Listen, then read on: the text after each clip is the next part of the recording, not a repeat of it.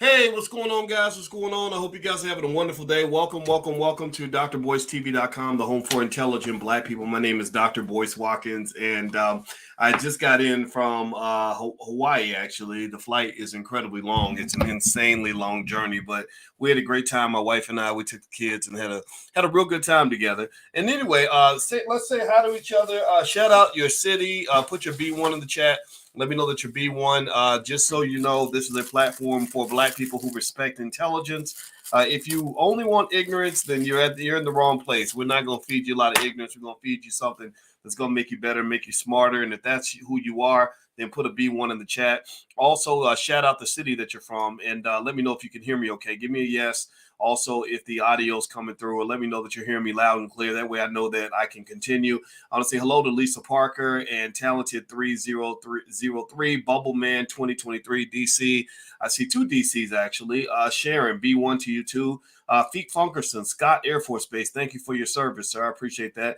Glitch. The Marvel even for sale. Well, it was for sale. Let's see here. Ime and Gary Walker, he says you're good. Okay, thank you very much for clearing me up on the audio. All right, so how many of you, let me ask you all a yes or no question. How many of you heard that whole conversation about Michael Jackson wanting to buy Marvel before he passed or before he was accused? How many of y'all heard about that? How many of y'all saw the video in which Michael was basically talking about buying a Marvel? And the video, if you haven't seen it, it's on my Instagram. My Instagram is The Real Boyce Watkins.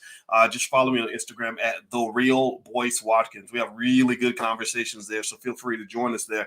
And we also have fun. I put a lot of fun stuff up there. But anyway, so there was a whole discussion about Michael wanting to take over, and about him wanting to buy Marvel, right? And on this Piers Morgan interview, they played a clip, and his father was on there, whatever, and they played Michael basically saying that he wanted to buy Marvel and do what has been done with Marvel. He wanted to take Marvel, take those characters and turn them into movies and everything else. Pretty much what they've done with the Avengers franchise, which has by now, I'm gonna guess, has probably raked in a good $30 billion or more. I know that the next Avengers movie is going to pull in $3 billion. And somebody says they can't hear me. Crap. I hate when that happens. I hate when my mic goes out for no reason. All right. Sorry about that. If you're listening on Instagram, I apologize for that. Let me go ahead and just hit a reboot button.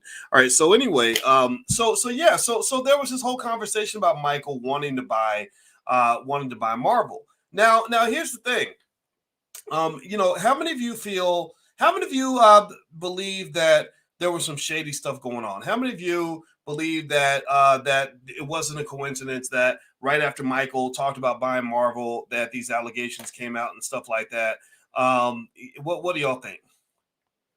What do y'all think? What do you think? Yes or no? Give me a yes or no in the chat. I like to ask what intelligent black people think. Okay, I see Faux Show. Okay. Any other yeses, nos? You think it was a coincidence? What do y'all think? Do you think, okay, of course it was shady. I believe it. Okay. Well, yeah. Well, okay. So a lot of you probably seem to agree that it wasn't a coincidence that right after Michael started talking about buying Marvel and making all these big moves with Marvel, that these allegations, pop out and things like that.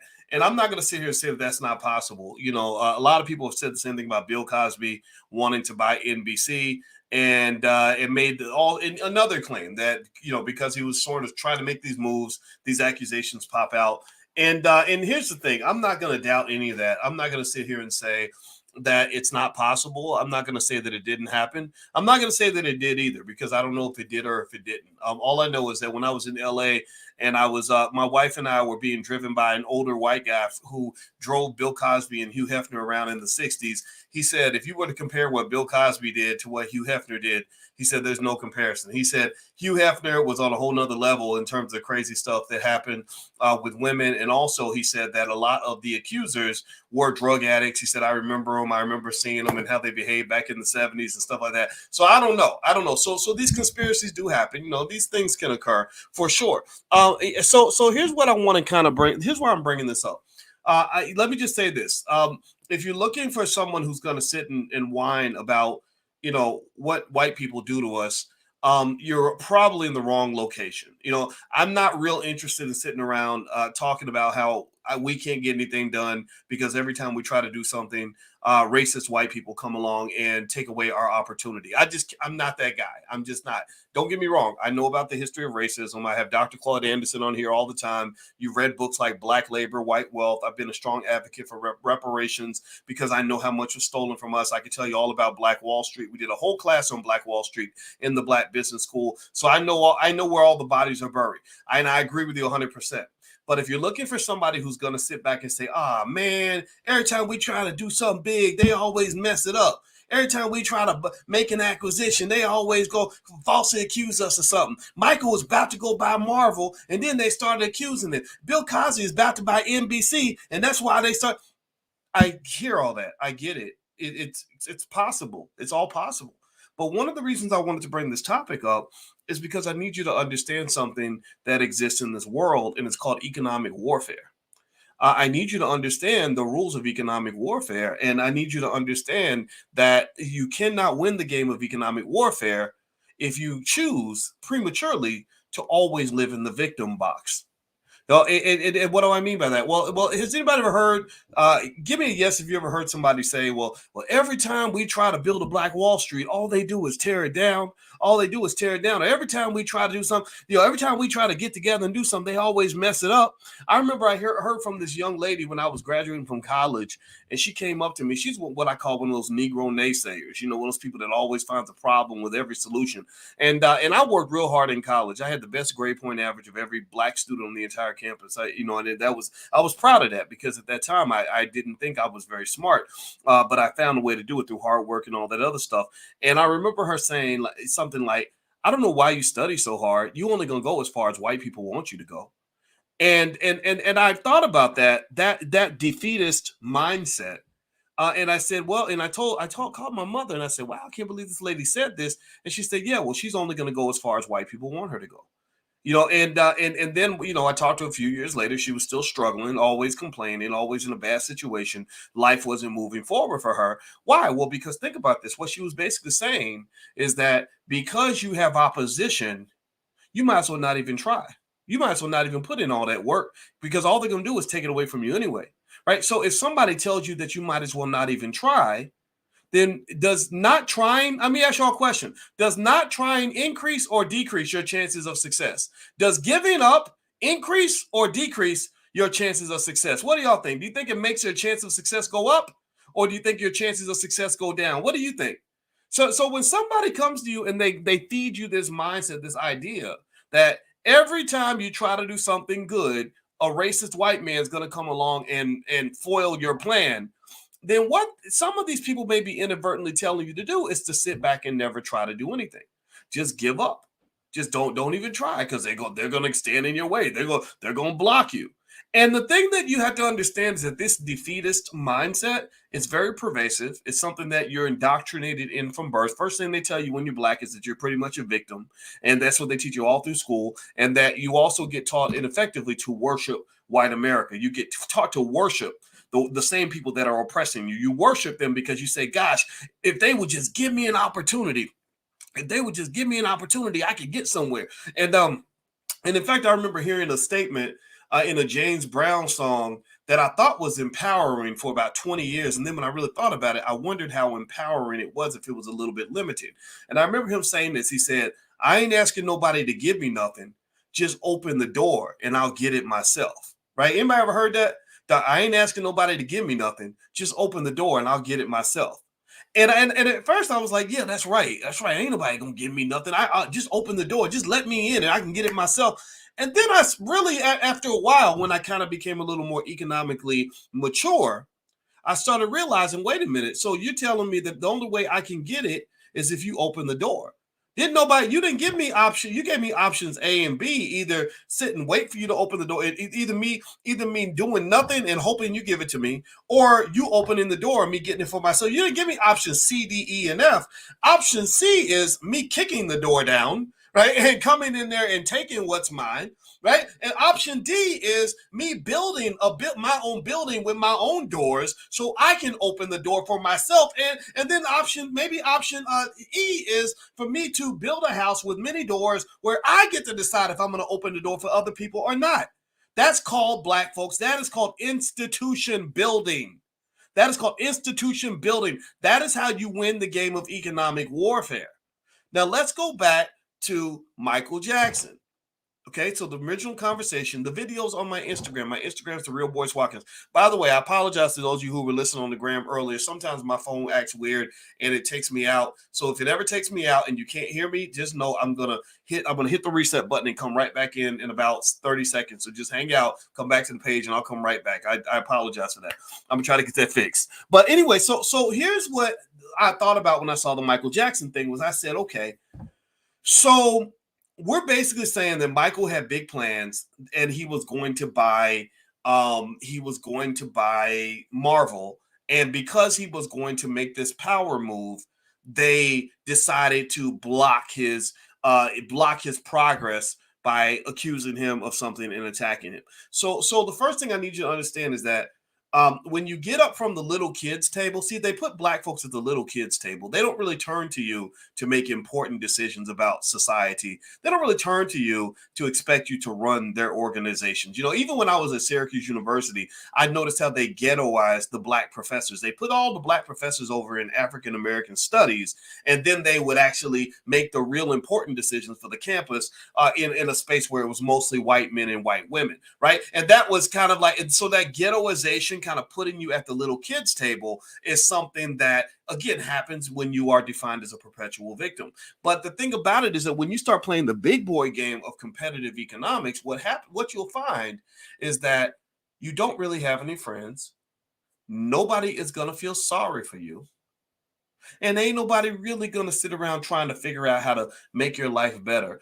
That's your job. That's completely your job. So when you say little things like, and again, Michael Jackson had a great song. Remember that song? All I want to say is that they don't really care about us. Anybody remember that?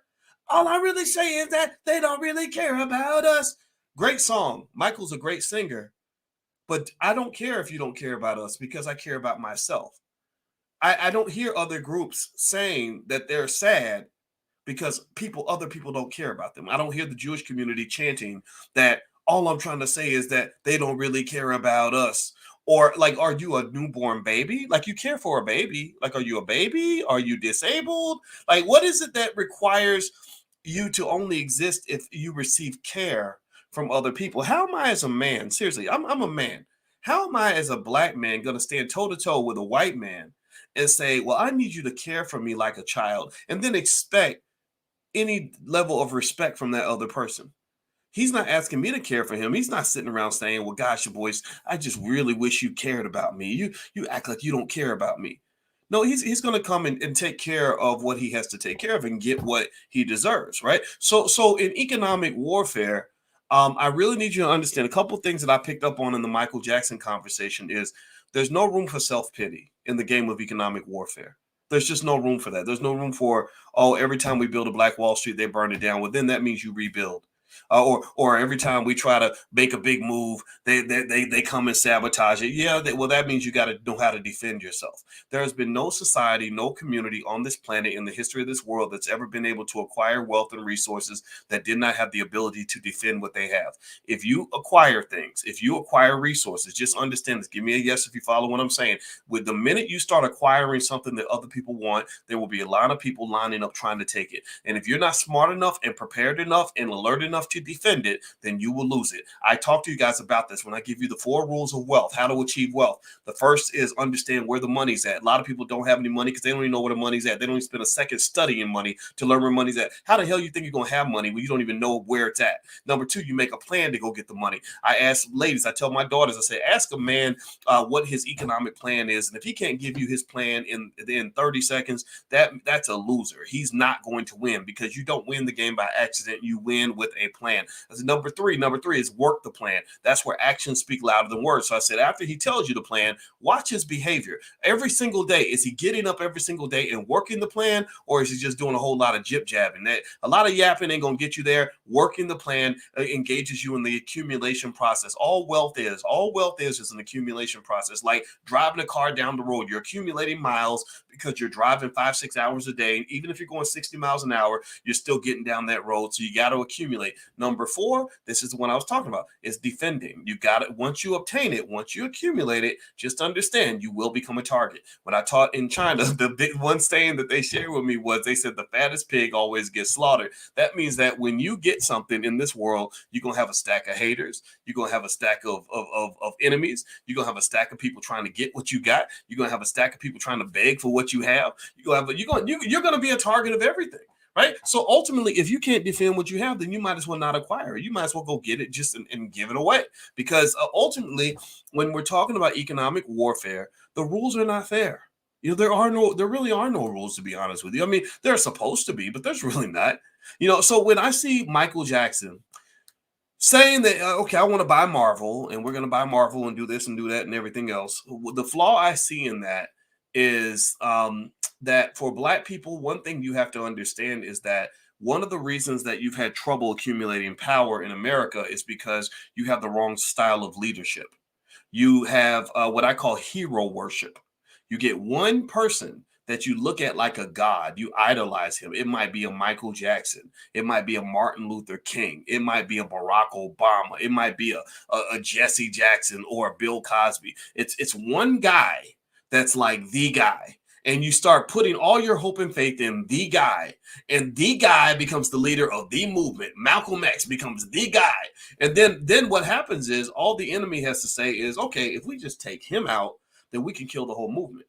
We can shoot him. We can assassinate his character and spread a rumor or a lie about him. We can accuse him of something falsely. We can just arrest him for no reason, right? If we take him out, then we can take away everything that he's creating, all the momentum behind what he's doing. So what really you have to understand is that when Michael Jackson is the guy and he's stepping out and he's saying, I want to go and make this major power move, and well, then it's easy. You know, okay, well, let's just accuse him of whatever. And maybe he did it, maybe he didn't. Y'all can debate that all, between yourselves.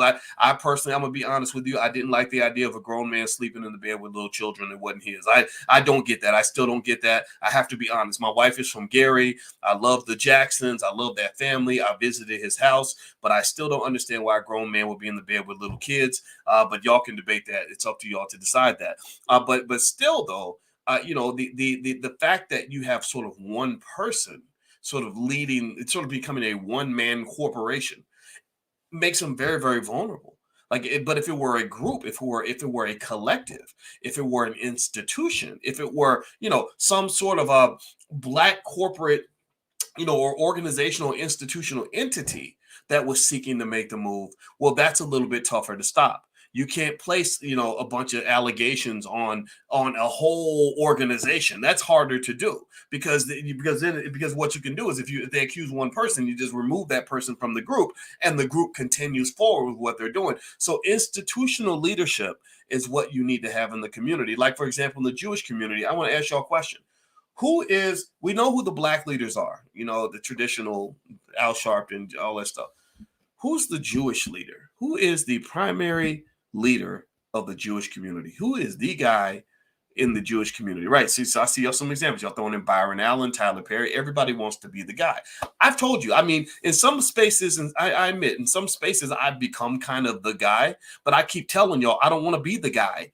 I want other people doing what I do so that if something happens to me, it's not going to stop. I love to see the Julian Gordon doing his thing. I love to see Earn Your Leisure doing their thing. I love to see all the other Black men and women, that Chris Senegal and all these other great people doing amazing work, because that takes the weight off of me. That means if Boyce is dead, all these ideas are not going to die with me. You're not going to stop believing in Black wealth just because they killed me, or just because they accused me of something, or just because they discredited me. That idea of having a man trying to be the man, not that Michael was doing this. I'm not saying Michael was doing that. A lot of this was put onto him, right? When you put someone in this almost God-like status, That's not healthy. That doesn't sustain a movement. But I want to ask you, who is the Jewish leader? Who is the guy in the Jewish community? Can y'all name him? What, Abraham Winthrop or something? Who, when Kanye was getting canceled, and I was on the phone with Kanye a lot during that time. I could easily dissect what was going on with him. I explained what was happening. But so what do y'all, which Jewish guy was the one responsible for getting Kanye like eliminated from all of his business opportunities? Which one? Can you name him? Yes or no? You can't. You can't. And that's not accidental. That is highly intentional. That is exactly according to plan. That you've got the the Anti-Defamation League, but no one knows who that person is. It's just this group, right? And so it's not. So they have diversified leadership. They democratize their leadership. They're not trying to have one person call himself King Kong consciousness and all this other stuff that you see in the black community. You're not seeing one guy standing out and saying, "I'm the guy. I am the Jewish leader." They don't do that, right? And that's by design. They have entities. They have organizations. They have institutions. They have hospitals. They have banks. They have universities. They have ears and eyes everywhere that are all working toward the same purpose. So what I'm saying to you is you got to learn how this works, and you got to stop. Don't ever fall into the trap of feeling sorry for yourself, because it doesn't work. Feeling sorry for yourself will give you all the moral high ground, but the loser is still the loser. So you could be the loser with all the moral high ground in the world, but you're still losing. That doesn't mean you're going to magically transform into the winner because you've gotten people to feel sorry for you. That just doesn't work in the game of economic warfare. Now, do me a favor, please hit the thumbs up button, thumbs up, share, subscribe. I have a new book out. By the way, a lot of you have heard of it, and forgive me for mentioning it repeatedly. I have to do this to make sure everybody knows about it. It's called The 10 Commandments of Black Economic Power. It is available on Amazon. It is an Amazon bestseller in its category, and I appreciate everybody who's been supporting the book and taking a look at it. If you get a copy on Amazon, go ahead and get it on Amazon. Don't worry about buying it directly from me. I don't mind cutting the money with Amazon. But all I ask is that you leave a comment. If you can leave a comment on the book so others can know how helpful it was for you, that will be extremely beneficial. And it's called The 10 Commandments of Black Economic Power. I have other books like Black American Money, things like that. And we have workbooks for children on Amazon, all kinds of stuff. So feel free to go take a look at that. Also, Thursday, I'm going to start a stock options masterclass. That's going to be 4 weeks. So if you'd like to join us for that stock options masterclass, just go to BoyceWatkins.com and feel free to take a look. And I'll be in Houston on the 21st of April. That's also on BoyceWatkins.com if you'd like to meet in person. Okay, so let me go ahead and summarize and make a conclusion on this Michael Jackson thing. As you hit the thumbs up button, everybody take a second, please hit that thumbs up button. So with the Michael Jackson thing, here's the reason I brought it up. I brought it up because when I put this video up, and it's on my Instagram, which is The Real Boyce Watkins, you can go watch it. My heart went out, for Michael. I feel like Michael was a good man in terms of caring about the Black community. I feel like Michael was learning the world in a really awkward and uncomfortable way. I think he was kind of cursed, by being a child star. I don't think that was a normal upbringing for anybody, and I my heart went out to him to some extent. At the same time, it didn't go out too far because I think he lived a special life that very few people get a chance to live. And so and his children, grandchildren, great grandchildren are going to be multimillionaires, maybe billionaires, because of what he created. So I think that's extraordinary. I think that if he purchased Marvel, I think that assuming that video and everything's authentic, I think that his vision of Marvel would have worked out nicely. I think at some point somebody's going to be able to make a power move like that as well. I like where his head was at. I wish we could get other celebrities to kind of think on that level. But also at the same time, I think one area we have to be extremely careful, though, is that part of Michael's challenge is that when you talk about Michael, Bill Cosby, even Kanye and some others to that extent, one of the reasons that they did have their downfall, in my opinion, is because they were operating in spaces that are not typically safe for Black people. If you notice, and I'm gonna tell you, I've had opportunities to go into some of those spaces, in terms of being on mainstream this and on TV shows and all. I've done a lot of TV shows and everything. Walked away from those spaces because I didn't want the vulnerability of being in a space where you're going to get fired just because you're being too black, or you're going to be mistreated because you're black. And if you speak up on it, suddenly you lose your job, you lose your book deal, you lose everything else. When I was at Syracuse, I remember thinking, gosh, when these people find out how much I really care about being black, I know I'm going to get fired. And then when I get fired, because I'm a fighter, I'm going to fight back. And fighting back means I'm going to get blackballed. So I said the only way for me to be safe as a black man was to learn how to build institutions. So the analogy is almost thinking about it like, I remember the Mormons with Brigham Young. They lived in the cities and they were mistreated in the cities because everybody thought Mormons were weird. And so what they did, instead of living in the cities, was they just sort of left the city and they went out west, and they went looking for the Great Salt Lake. And when they went out looking for this Great Salt Lake, it was a really perilous journey. It wasn't an easy sort of life. It was a space where where they were being killed. And I think a third of the families died in their covered wagons on their way out to the Great Salt Lake, but they were looking for a space of their own. And they had the courage to go build something of their own, something independent, the same thing that the people with Black Wall Street did. So I think that as a community, for us to be safe economically and otherwise, we have to really have a generation of builders. And one of the challenges that you have when you're locked into the system is that the system is not going to teach you how to build anything of your own. The system's going to say, hey, why would you need to grow food? We've got food for you. Why would you need to learn how to build a place to live? We've got places for you to live. Why do you need to go start a business? We've got jobs for you. But unfortunately, that living that they give you is not the best for you, and it's not the safest for you as a Black person. Even when you talk about something like food, my wife got me just tripping today because she was listening. My wife is smart. She literally reads like 22 books a year. I kid you not. It's awesome to have a smart Black wife. You got to get one if you want to ever make yourself into a better person. So she was listening to this book. And did you know that in the 1970s, the average weight of a man was 170 pounds? And now the average weight is over 200 pounds. They said that in the 1970s, if you weighed over 200 pounds, they would think something was wrong with you. It would be like a serious problem. Now everybody's over 200 pounds. The other thing that's interesting is they said, and this is about the food, I'm talking about the food. She said also that in the 1940s, 1 out of every 300 people had diabetes. She said now the number's like 1 in every 9 or something over a certain age. Like, it's something ridiculous. Like, it dropped, it just went like the number just skyrocketed. And a lot of it's because of the crazy food that they feed you, which literally got me to the point where I was like, oh my God, I started thinking about all the relatives I had. They even talked about all the things that happen just from diabetes. They said the diabetes is the beginning. Then you'll get the heart disease and the strokes and the cancer and all that stuff. And how many of you, I'm serious, how many of you right now, raise your hand, have relatives who have gotten sick or died from strokes, diabetes, heart disease, right? Like, everybody was tripping over COVID and going crazy over during the pandemic. But I'm like, do you know how many Black people are dying from all these other things that you're not even talking about? The number is like far greater. And so this to me, the same thing that happens when you talk about the healthcare system and the food we eat, the same thing is happening in the economic systems, the educational systems.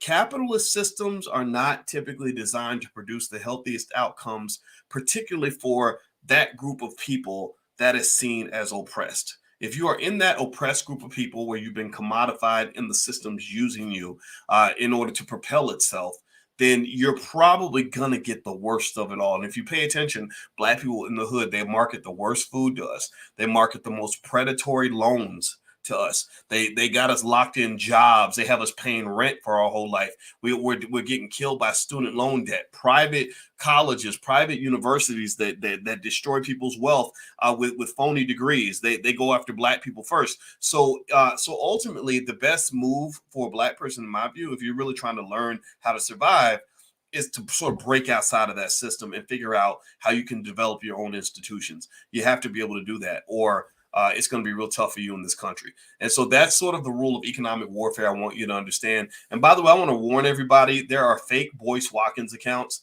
that will tell you to inbox them. So like Max Jerome and K-Dub, this fake Boyce Watkins is in the chat, and he's asking Sharita Pennell to inbox me, and he's saying, inbox me, fam. Y'all know I don't even talk like that. I don't even use the word fam. But anyway, if you see this fake account, please cancel or please block them, but also report these accounts because I can't stop them. And because what they're going to do is they're going to get you in a one-on-one conversation and try to get you to send them money and stuff. So I don't want any bad things to happen to you. So please be careful. All right. So last but not least, before I head out of here, if you could, please do me a favor, hit the thumbs up button, thumbs up, share, subscribe. Also, my new book is called The 10 Commandments of Black Economic Power. It is on Amazon. It is a bestseller. Feel free to go take a look at that and maybe get extra copies if you want to get some extra copies and give them away in your family. I guarantee that they're not going to regret it. You're going to love it. Also, I'll be in Houston on April 21st. So if you want to join me in Houston, feel free to go to BoyceWatkins.com and get information there. Also, on my website, I have a list of AI stocks. I told you in terms of preparing for AI, I think the best way to prepare is to invest in the companies that are going to make money from AI, because this is the beginning of a major arms race in that space. And there are certain companies that are going to make a ton of money from this stuff. So I encourage you to get in on the ground floor. And so I've got some stocks I'm investing in the AI space. So feel free to go to BoyceWatkins.com and take a look. All right. Wayne says a fake Boyce Watkins has been reaching out to me. Yeah, I'm sorry, Wayne. I wish I could stop it, but there's so many of them and the bots are everywhere. So my apologies for that. Please be very careful. And God bless you guys. Thank you all for listening. And I hope you have a wonderful day. And I'll check back in with you a little bit later. Take care now. Peace.